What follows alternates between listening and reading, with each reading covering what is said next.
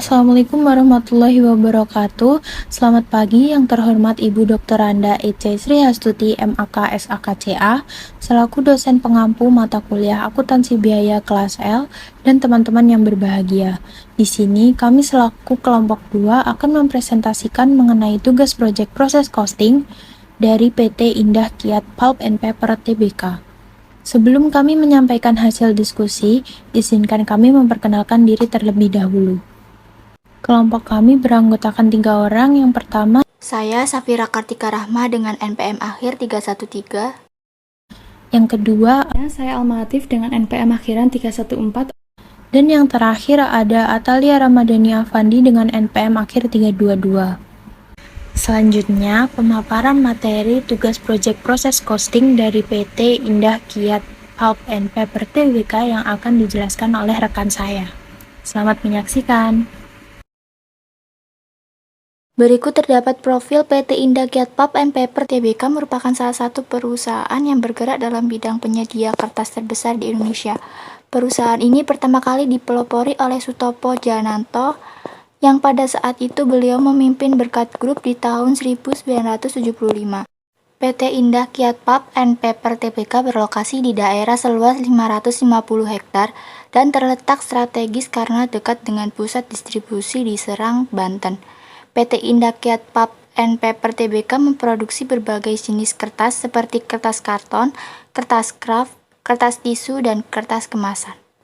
Produk-produk buatan perusahaan ini tidak hanya memenuhi pasaran domestik saja, melainkan telah menembus pasaran internasional. Perusahaan ini telah mengekspor hingga ke negara-negara di Asia, Amerika Utara dan Selatan, Australia, Afrika, dan juga Eropa. Alasan perusahaan menggunakan proses costing. PT Indah Kiat Pulp and Paper Tbk menggunakan sistem pembiayaan berdasarkan proses karena perusahaan tersebut membutuhkan metode yang mampu mengidentifikasi berbagai biaya spesifik yang terdapat di dalam komponen biaya produksi untuk setiap pengolahan bahan baku menjadi suatu produk matang. Melalui hal tersebut, memudahkan PT Indah Kiat Pulp and Paper Tbk dalam melacak total biaya dan total persediaan yang digunakan. Proses costing yang digunakan oleh perusahaan tersebut dapat dilihat dari pengolahan bahan baku menjadi barang dalam proses ataupun barang jadi yang ada pada persediaan, sehingga memiliki nilai tambah ketika perusahaan membuat laporan keuangannya. PT Indah Kiat Pulp and Paper Tbk juga menggunakan proses costing saat produk dihasilkan melalui proses yang kontinu atau terus-menerus atau dengan produksi massal, yaitu memproduksi kertas, sehingga produk yang dihasilkan dalam suatu departemen atau pusat biaya lain bersifat homogen atau disebut memproduksi satu jenis produk tanpa karakteristik yang unik tetapi mampu memberikan kepuasan atau utilitas kepada konsumen. Selanjutnya adalah laporan biaya produksi. Beban pokok produksi adalah kumpulan biaya produksi yang terdiri dari biaya bahan baku langsung, tenaga kerja langsung, dan biaya overhead pabrik yang ditambahkan dengan persediaan produk dalam proses awal dan dikurangi persediaan produk dalam proses akhir. Berikut adalah laporan beban pokok produksi PT Indah Kiat Pulp and Paper untuk periode yang berakhir pada tanggal 31 Desember 2021. Bahan baku dengan saldo awal tahun sebesar $69.863 akan ditambah dengan pembelian sehingga menghasilkan bahan baku tersedia untuk produksi sebesar $1.584.159. Bahan baku yang tersedia untuk produksi tadi akan dikurangi bahan baku pada akhir tahun sehingga menghasilkan bahan baku yang digunakan sebesar $1.497.540. Bahan baku yang digunakan tadi akan ditambah dengan biaya tenaga kerja langsung beserta beban pabrikasi, sehingga menghasilkan total beban produksi senilai $2.335.331. Total beban produksi akan ditambah dengan barang dalam proses awal tahun, kemudian dikurangi dengan barang dalam proses akhir tahun, sehingga menghasilkan beban pokok produksi senilai $2.334.225. Selanjutnya ada laporan beban pokok penjualan. Yang pertama ada beban pokok produksi senilai $2.334.225. Barang jadi di saldo awal tahun sebesar 115.581 dan diselisih dengan saldo akhir tahun sebesar 161.616.000 dolar. Diperoleh beban pokok penjualannya sebesar 2.288.190 dolar. Spoilage adalah barang rusak yang tidak dapat diperbaiki karena secara ekonomis barang tersebut tidak layak diperbaiki kembali. Dapat diasumsikan bahwa barang yang diproduksi tidak lolos dari tahap TQM atau Total Quality Management yang bertujuan untuk memperbaiki kualitas dari seluruh proses dan aktivitas produksi. Spoilage juga tidak dapat dilihat secara detail pada laporan keuangan perusahaan. Namun pada PT Indah Kiat Pulp and Paper seringkali ditemukan banyak plastik yang berlubang dikarenakan suhu temperatur yang tinggi. Plastik yang berlubang tadi dapat di-rework jika kondisinya masih dapat didaur ulang.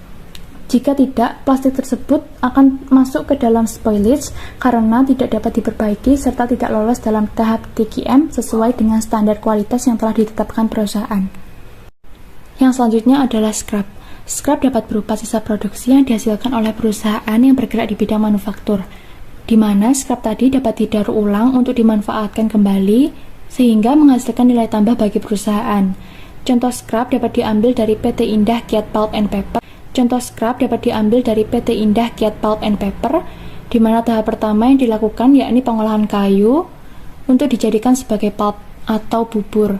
Dari pengolahan kayu tersebut pasti memiliki scrap berupa serbuk kayu dari hasil pengolahannya. Akan tetapi, scrap tidak selalu dapat dilihat pada laporan keuangan perusahaan. Hal tersebut dikarenakan scrap tidak tertulis secara spesifik dalam laporan keuangan perusahaan.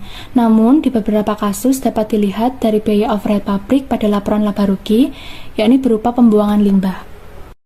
Shrinkage atau biasa disebut penyusutan merupakan bagian dari aset tetap yang dianggap telah dikonsumsi atau digunakan selama periode berjalan pada suatu kegiatan produksi.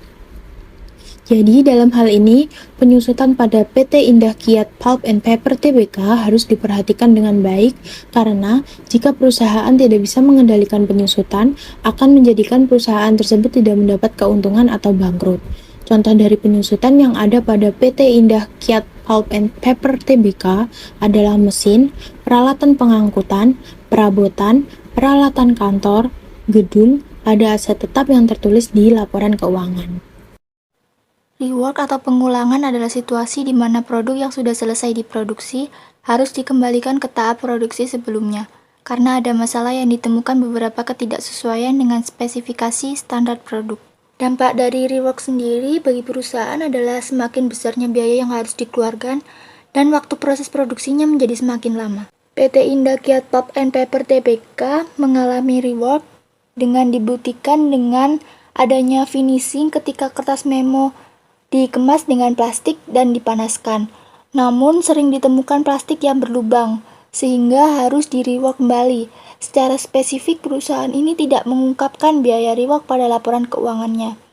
Namun kita dapat melihat dalam beban pokok penjualan, adanya biaya tenaga kerja langsung yang meningkat pada periode berakhir 2020 ke 2021. Terdapat biaya tenaga kerja langsung dalam produksi yaitu 27.216 dolar menjadi 28.597 dolar.